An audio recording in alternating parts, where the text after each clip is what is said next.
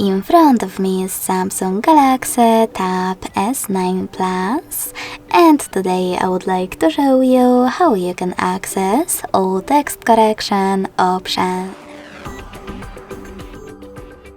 Begin by going into Devices Settings and scrolling all the way down to access the General Management.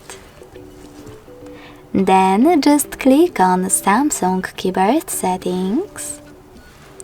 And as you can see, smart typing options are available over here. You can also scroll down, click on more typing options, and manage all of those as well. Thanks so much for watching. If you enjoyed this video, don't forget to leave a like, comment, and subscribe. Bye!